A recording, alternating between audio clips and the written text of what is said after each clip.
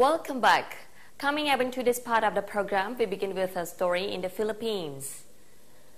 The country's boxing hero, Manny Pacquiao, delivered aids to typhoon victims in Tacloban City yesterday, soon after his victory in the 8th Division World Championship. A hero's welcome for Filipino boxing great Manny Pacquiao. The 8th Division World Champion is a national idol here. Fresh from a comeback victory bout last week, he delivered aid to victims of Typhoon Haiyan in Tacloban City on Monday. I have been through the hardships and experienced what they are experiencing now. That is why I am here to join them, to give aid and encouragement.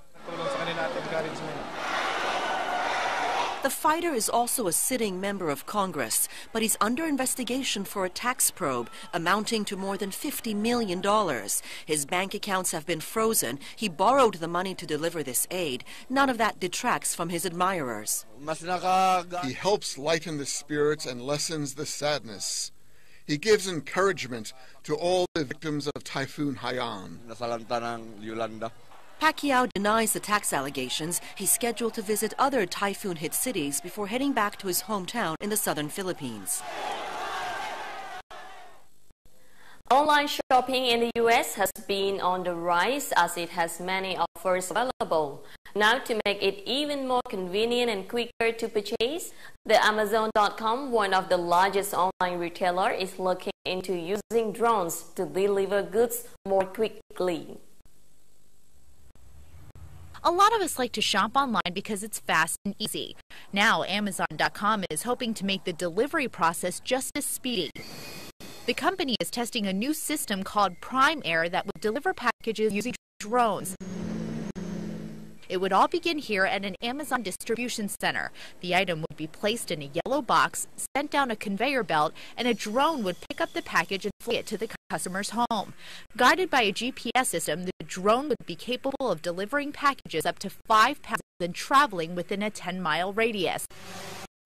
Amazon CEO says it'll probably be another 4 to 5 years before the new drone delivery system makes it to a home near you.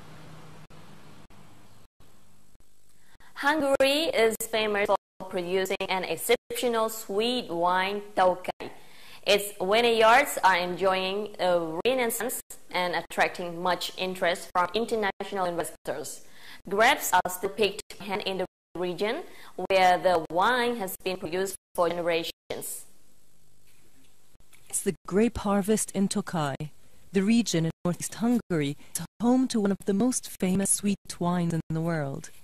And what gives them their unique flavor is a benevolent fungus called Botrytis cinerea. The infection of the grapes is known as noble rot.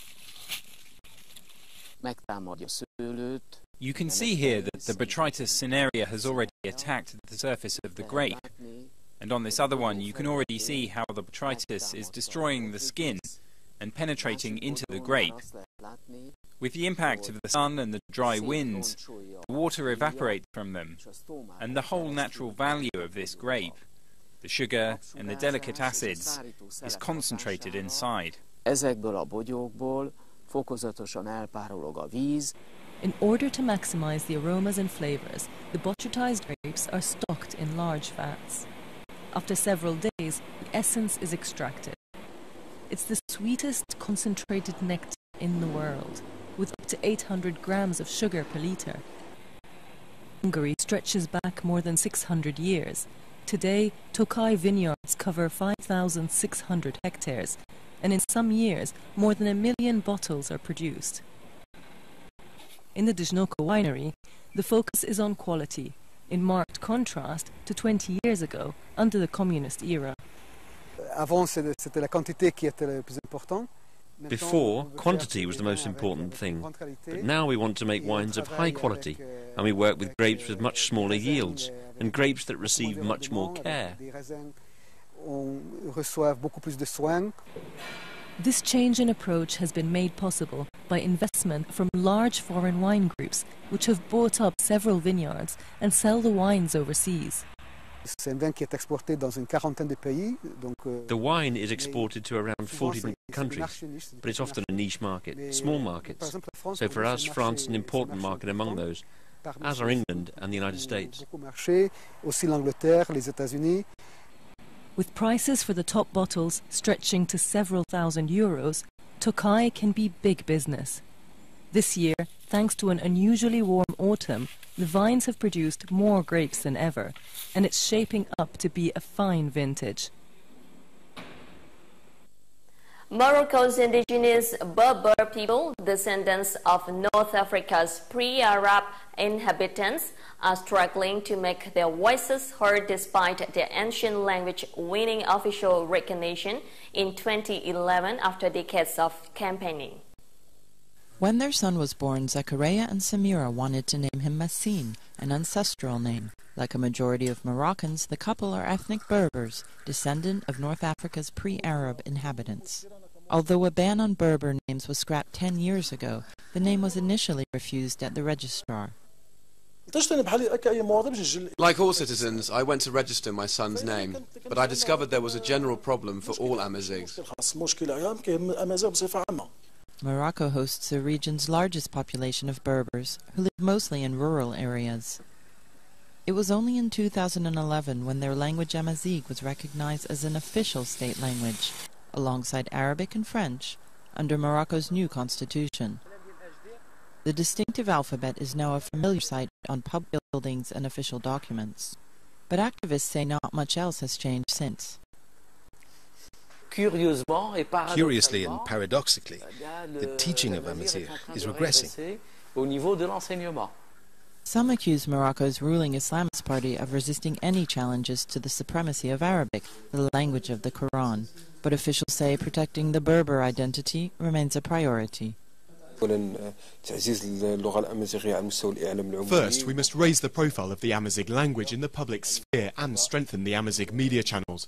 The use of Amazigh is already being implemented in the courts, but we must eliminate the problems with registering Amazigh names. And concerning education, the goal is to raise the percentage of students studying Amazigh to 15%.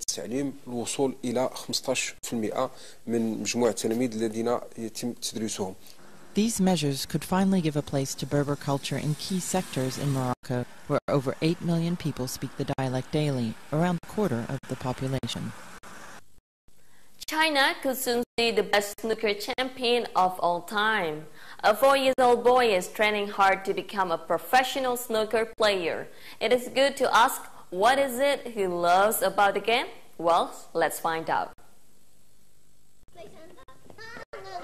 At 4 years of age, most children are just starting to catch and throw a ball. But this 4-year-old, Wang Wuka, from eastern China, is zapping them clean into snooker table pockets. He's a pint-sized prodigy, surprising even his father Yin, who taught his son how to play just for fun at age 1. I'm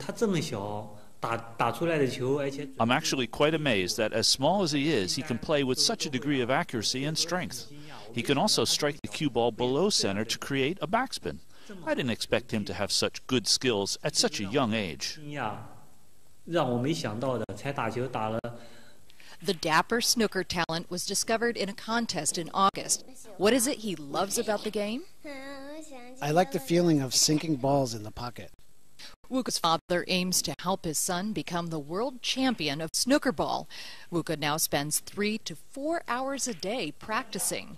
The two often visit a local billiards club. Veteran snooker player Feng Chong Wong is blown away. We won't reach this level even after 3 to 5 years of practice. He must be much more talented than most children. Yin says Wuka is still too young to understand the rules of the game, but when he turns 7 or 8, his father plans to seek out a school or coach to further hone this little snooker player's skills. Over 4,000 centres in red and white trim took to the street in Sydney, aiming to raise 215,000 Australian dollars for charity.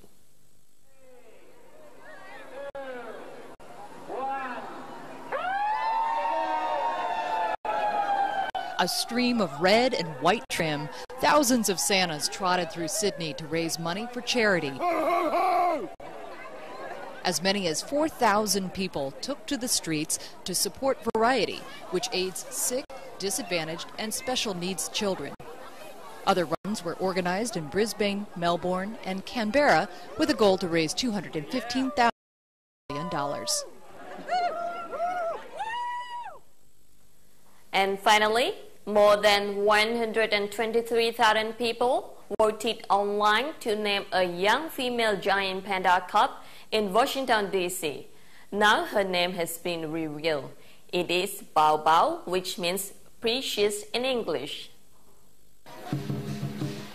After weeks of anticipation, the name of the female giant panda cub in Washington, D.C. is revealed. Bao Bao, which means precious in English, was chosen from an online vote of more than 123,000 submissions. The cub was born at the Smithsonian National Zoo in August during a live broadcast on the zoo's Panda Cam. While mom and baby snuggled for the public, Bao Bao's father was served an ice treat to celebrate the occasion. Bao Bao won't make her public debut until she's old enough to leave the den. Zoo officials say that'll probably be sometime early next year. That's all for today's program. Thank you for watching from Itana and the rest of This is Cambodia team. Good night.